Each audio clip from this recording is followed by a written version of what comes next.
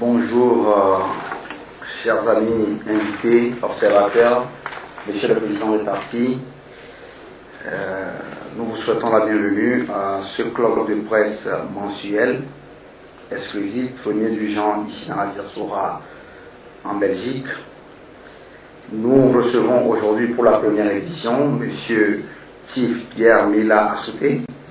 Donc nous allons avec les confrères ici présents, M. Hugues Semon de Camer.be, Raouf Oumarou de W3-com.com et moi-même, Yves Lodonou de Radio Campus sous la voix Palabre, vous soumettre à cette tâche difficile, celle qui permet de soutirer auprès de l'homme politique que vous êtes, peut-être futur candidat aux échéances présidentielles 2011, de nous dire ici, devant les auditeurs, devant les observateurs, votre programme politique, votre vision de l'actualité nationale, internationale et toute question relative au développement du continent africain. Il y a plusieurs types de sécurité.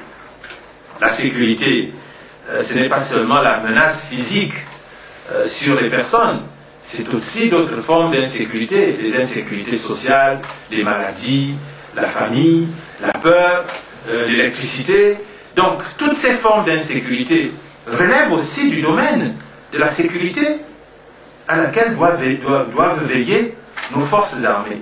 Donc, il y a véritablement au Cameroun une insécurité, et je ne suis même pas sûr qu'elle ne touche pas le milieu de la présidence de la République, parce que c'est tout le temps que une psychose s'empare du milieu présidentiel, où on a même parfois appris que le président est passé par des corridors à l'aéroport dans son propre pays.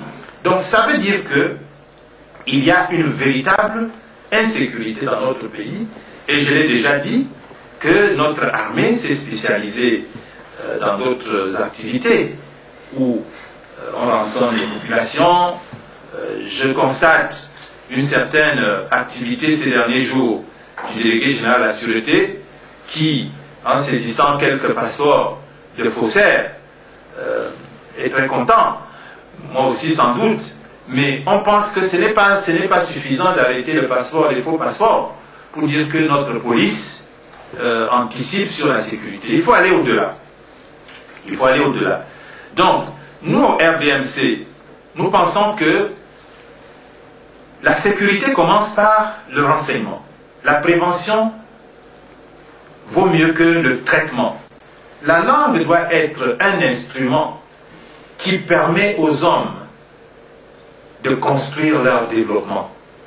La langue ne doit pas être un instrument qui permet aux hommes de s'affirmer, d'affirmer leur savoir, de savoir dire qui était Kant, qui était ci et qui était ça.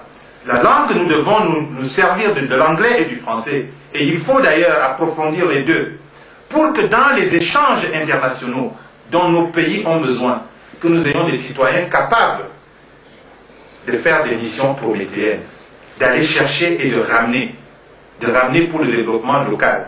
Donc je crois que l'orientation de l'éducation que le RDMC veut donner d'emblée aux jeunes Camerounais, c'est de faire en sorte que, au bout de 2 années, que nous soyons à même de donner du travail à plusieurs millions de Camerounais.